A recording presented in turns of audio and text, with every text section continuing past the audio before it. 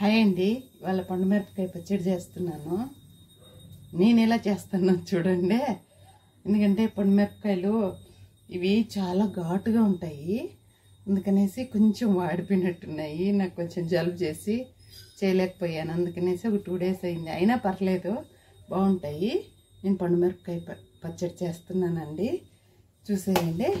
వేసుకుని ఒక 2 స్పూన్ల మెంతులు వేసుకోవాలి.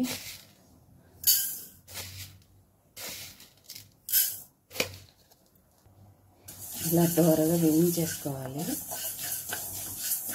కొంచెం దోరగా వేగిపోయాయండి, వేగిపోయాయి. దించేసుకోవాలి, చల్లారి పెట్టుకోవాలి. ప్లేట్లోకి తీసుకుని చల్లారిన తర్వాత మిక్స్ చేసుకుందాం. ఒక 1/2 కిలో పండుమిర్చి, 1/2 కిలోలో సగం చింతపండు అండి, అర్ధపావు వేసాను. ఇవేమీ లేకుండా తీసుకొని మంచిగా క్లీన్ చేసుకుని వేసాను. ఫస్ట్ అయితే ఇవి చింతపండు మిక్సీ వేసుకోవాలంట. మా అమ్మ చెప్పిన విధానంగా చేస్తున్నాను. ఫస్ట్ అయితే ఇది మిక్సీ వేసుకున్నాము. చింతపండు అంతా ఇలా మిక్సీ వేసేసుకున్నాను. తీసి ఒక బౌల్లో వేసుకున్నాం. ఇలా అయిందండి. ఒక బౌల్లో వేసుకుని పండుమిర్చి మిక్సీ వేసుకున్నాం. ఈ మెంతులు ఏదైతే ఉందో ఇది చిన్న మిక్సీ గిన్నెలు అయితే మెదుగుతుంది బాగా, అందుకనే ఈ మిక్సీ గిన్నెలు వేసి మిక్సీ వేసుకుందాం. ఇలా మిక్సీ పట్టుకున్న దాన్ని పక్కన పెట్టేసుకోవాలి. ఇప్పుడు పండుమిర్చి ఒక్కొక్కటి తుంచి వేయాలండి. కొంచెం వాడాయి, అయినా కాదండి, కొంచెం ఆరోగ్యం బాగాలేక చేయలేదు. ఇప్పుడు ఇలా కొంచెంగానే వేసుకోవాలండి. అన్నీ ఎక్కువగా వేసుకుంటే మెరగవు, అందుకనేసి నేను సగం సాల్ట్ వేసి మిక్సీకి వేస్తున్నా. ఇప్పుడు ఇలా మిక్సీ వేసుకున్నాను. దీంట్లోకి చింతపండు వేసి మళ్ళీ ఒకసారి మిక్స్ చేసుకున్నాను. కొంచెం నేనైతే వేసుకున్నది కొంచెం వేస్తున్నాను, అంతా మళ్ళీ కలుపుకుంటాంలేండి. ఇది వేసుకుని మిక్సీ వేసుకోవాలి. ఇలా అన్నీ ముక్కలుగా చేసి మిక్సీ వేసుకోవాలి. ఇదేనండి, అంత రుబ్బేసాను.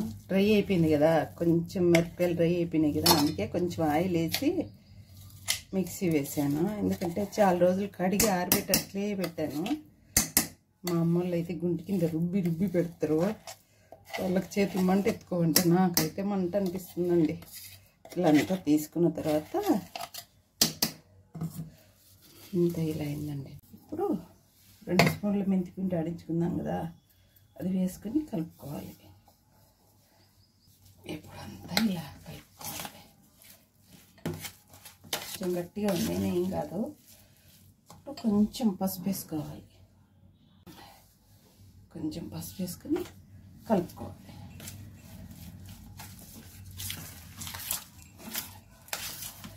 చేసి చూపిస్తాను, ఎందుకంటే మా ఊరిని కొంచెం పంపించింది. ఇదైతే ఒక డబ్బాలోకి ఎత్తి పెట్టేసుకోవాలి. ఇంతేనండి.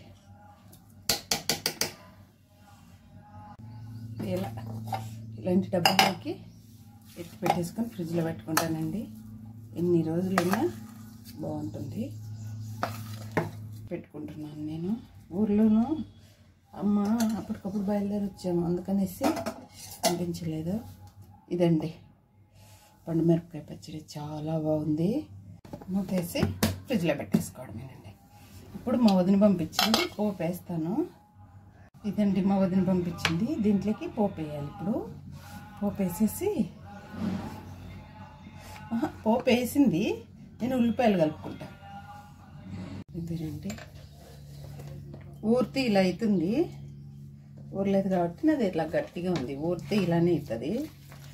ఈ ఉల్లిపాయ కలుపుకొని పచ్చుల్లిపాయ ఉంటుందండి. నిజంగా చెప్పాలంటే ఏమి టేస్ట్ ఉంటుంది అనుకున్నారు.